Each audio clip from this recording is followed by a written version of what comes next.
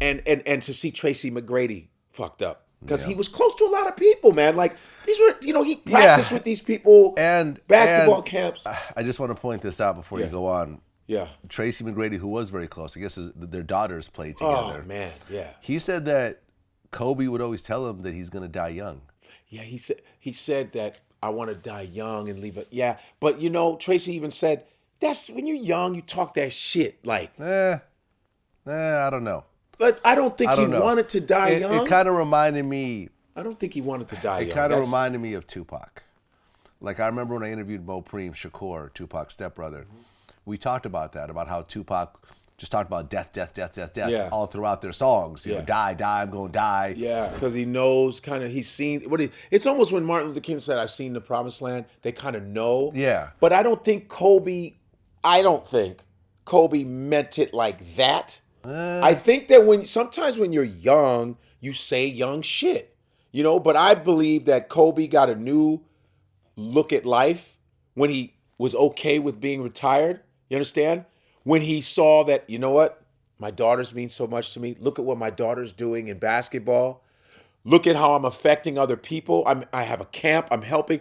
I really don't believe he's like, this is great. This is worth living for. I really believe he just said some young shit. That's what I believe. Because fuck that.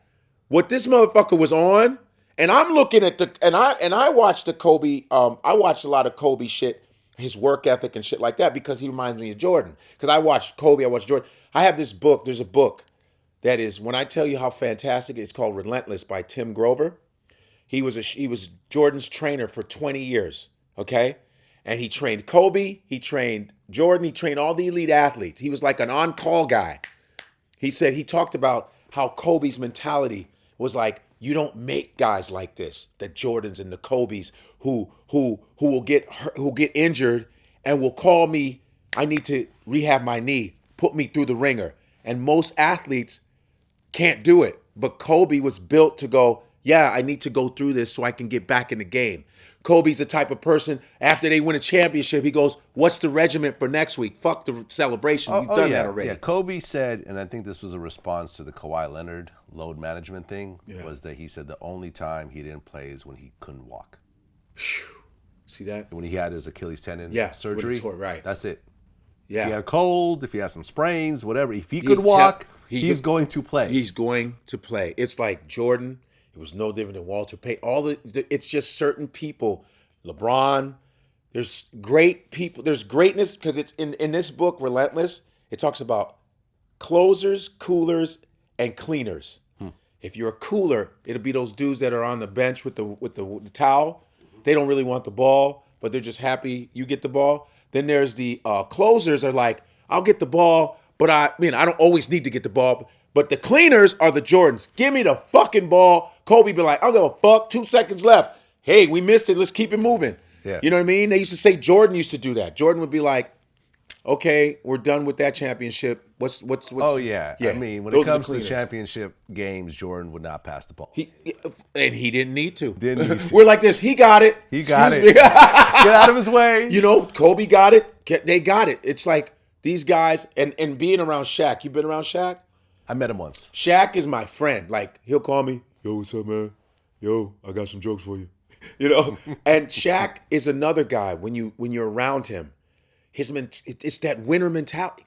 I've never heard Shaq go, I can't do it. He goes, stay shit, we're going to do it. Let's just do it. Let's just fucking do it. It's just winners. No, winners. You start to learn over time. And it's interesting being around different people in my life that you see something happen with them and they just shut down. They get emotional, they get moody, they get angry, they start blaming other people. Yeah.